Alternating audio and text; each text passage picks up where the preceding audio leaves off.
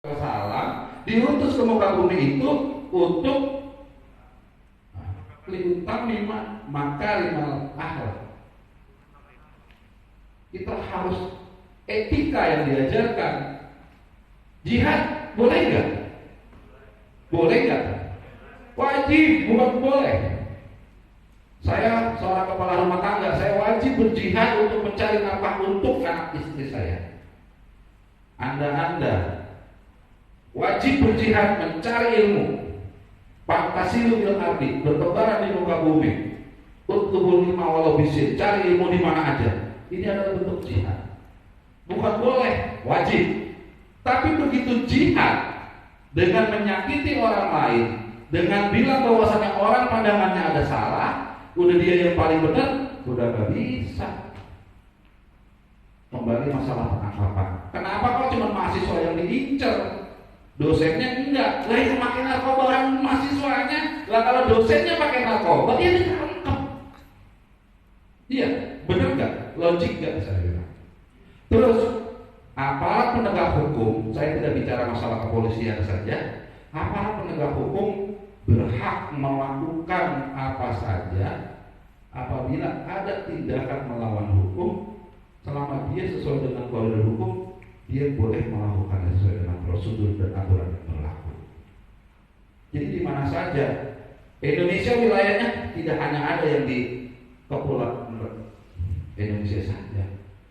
Katakanlah tadi disebut beberapa kali Inggris. Di Inggris ada duta besar kita. Nah, duta besar itu adalah wilayah Republik Indonesia. Di Indonesia, umpamanya boleh nggak ada penangkapan? Saya bilang tadi, aparat penegak hukum, itu yang namanya aparat penegak hukum itu tidak hanya kepolisian, kejaksaan, kehakiman, Badan Narkotika Nasional, Badan Nasional Penanggulangan Teroris,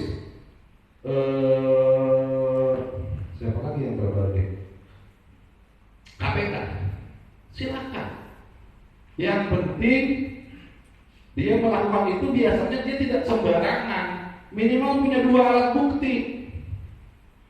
Bukti saksi dan barang bukti, baru berani mengambil. Jadi nggak main sembarangan cuma karena jangan si anu terus buat tangkap nih, gue lemparin plastik, nggak begitu bos. Kalau Anda melihat itu, laporkan kepada atasan angkum ya, atasan hukumnya. Kalau kepolisian ada propos, laporin. Punya bukti, punya keterangan, punya saksi, laporkan kalau memang ada seperti itu. Sangat banget tidak diperbolehkan seorang aparat penegak hukum memanipulasi upaya dia akan jadi melanggar hukum. Gak mungkin seorang penegak hukum mau melakukan penegakan hukum dia malah melanggar hukum. Gitu. Oke mas, apalagi tadi yang terakhir apa? Tukar kepala. Saya nggak mau kepala saya ditukar sama Bang Mila. Nggak mau. Jadi istilah yang benar adalah bukan tukar kepala, Bang.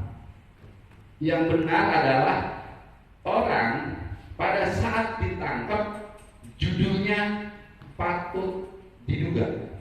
Ada benar? Nah, begitu orang itu diambil, dia menjadi terperiksa. Tadi selidiki, kan? Begitu sudah diproses, ada BAP, begitu BAP disampaikan pihak kejaksaan diproses, ada lagi namanya nanti P21 sudah oke, dilanjutkan. Dia begitu duduk di pengadilan, apa statusnya?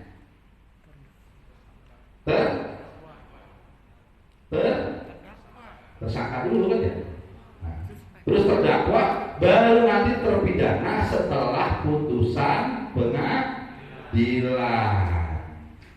Jadi kalau yang tadi upaya untuk merekayasa sangat tidak boleh sebenarnya. Istilah tukar kepala tidak ada.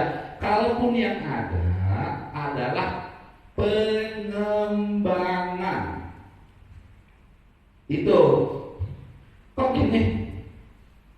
Si A ditangkap, begitu ditangkap ternyata kalau dia bebas, yang ditangkap malah yang bedanya? Apa karena tuker kepala? Oh bukan. Mungkin dalilnya adalah begitu orang ini dipanggil, begitu periksa, begitu diselidiki, kepolisian mempunyai argumentasi kesimpulan orang ini cuma sebagai penyalahguna doang. Ternyata dia juga belum melakukan apa-apa, ini segala macam dikembangkan. Jadi ternyata umpamanya dalam perjalanannya dia mengajukan proses rehabilitasi, dibebas proses untuk dilanjuti ke pengadilannya. Dia bebas, tapi dia proses rehabilitasi. Yang jadi bandar, tidak ada ampun bos buat bandar, apapun ceritanya itu. Nah, termasuk kategori rehabilitasi itu, yang menjadi kategori rehabilitasi itu tidak semuanya bisa direhab. Jadi gini, kategori pecandu narkotika itu ada 3. Ya, yang pertama adalah masif atau aktif. Ya, aktif ini dengan kesengajaan yang memang dengan perilaku ya konsumsi untuk kesenangan dia kan. 2-3 kali tangkap Pak. Ini yang satu, ya kan? Ini yang wajib memenuhi kriteria untuk dijadikan tersangka. Karena memang ini, nah, jadi sebagai penyalahguna narkoba, sanksi pidananya adalah minimal 4 tahun, maksimal 7 tahun. Ya ini kategori yang ini. Tapi kategori yang lain, penyalahguna narkoba atau pecandu narkoba yang karena paksaan atau ancaman. Nah contohnya kalian nih, kalian bergaul dengan teman-teman, ya kan? Tiba-tiba di dalam pergaulan ini kalian dipaksa dicekokin karena diancam. Pada saat yang sama terjadilah penggerbekan karena ditangkap. Nah dari hasil penangkapan ini kan tertimbul pengembangan. Kok kenapa kamu bebas? Kok saya ditangkap itu kepala? Bukan seperti itu. Dari hasil olah TKP tadi dibuktikan ternyata anak ini ternyata betul positif, betul habis konsumsi. Tapi konsumsinya ini karena dipaksa si A, B, si C, gitu loh. Nah ini paksaan, ya kan? Yang ketiga situasional. Situasional tadi yang bilang tadi dari sampai operasi siapa tadi yang bilang operasi? Nah, ketika seseorang sedang mungkin kecelakaan atau mungkin dalam masa pengobatan, ya kan, terpaksa harus mengkonsumsi narkotika tadi sebagai pengobatan. Ketika terjadi penggerbekan atau ada operasi di lapangan, ya kan, wah ternyata positif. Nah, ini semua diatur namanya tim asesmen terpadu, tim TAT. Nah, tim TAT itu berisi penyidik di kepolisian, kejaksaan, sama ahli kesehatan atau dokter. Jadi menentukan 3 ini, gitu loh, mau dipidana atau tidak, gitu loh. Jadi harus pahami dulu. Tidak ada itu tukar kepala, tidak ada. Tidak ada tukar kepala, tidak ada. Dan inilah memang nih modus operandi para bandar ini untuk menyelamatkan, ini membuat seolah fitnah-fitnah terus, gitu loh. Bandar-bandar ini modus operandinya seperti itu. Ketika dia ditangkap, yang lain tidak, seolah tukar kepala, seolah polisi itu atau aparatur penegak hukum itu menjalankan tugasnya itu sesuai SOP. Apalagi sekarang nih dengan jargonnya Pak Kapolri kita Pak Sigit, Polri presisi, ya kan? Kan sudah banyak kan oknum-oknum polisi yang ditindak oleh propam bagian profesi. Nah kalau nanti masyarakat pun menemukan ada oknum-oknum yang seperti itu, kan ada propam online kalau nggak salah, laporan propam online kalau nggak salah, kan kalian bisa online dan itu langsung ditindaklanjuti. Begitu pula dengan ketika ada teman-teman polisi lalu lintas yang nakal ataupun ya semua sekarang online. Jadi digitalisasi di era pemerintahan kita sekarang ini sangat luar biasa.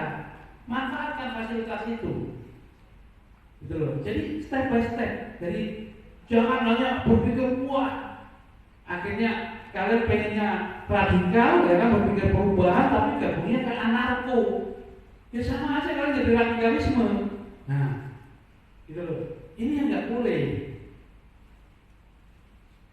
Dan kenapa? Beware of narkoterorism. organisasi teroris, sebagian besar pembiayaannya itu dari berladang ganja. Untuk membiayai aksi-aksi teror tadi, pembunuhan, pembakaran itu, pembelian senjata itu dibiayai oleh jual beli ganja tadi atau narkoba. Afghanistan, negaranya dibiayai dari apa? Jual opium kan, candu kan, betul nggak? Betul nggak? Nah, ini yang bilang beware of narkoterrorism, bahaya kejahatan narkoterrorism. Jadi ini harus dipahami oleh sekalian, ya ini beberapa video dari sudah ya. Ya, kami hanya berpesan pada dari sekalian, jadilah pribadi yang taat, pribadi yang unggul, di mana pribadi yang mampu memiliki 3 elemen tadi, ya, sumber daya manusia, nasionalisme, disiplin, supaya kalian sukses masa depan kalian. Ya, oke. Mungkin yang di satu baca mungkin pengen jeda. Biar waktunya keluar supaya kan juga perlu waktu juga, ya. Kita kan sudah perlu nyari juga nih, ya kan.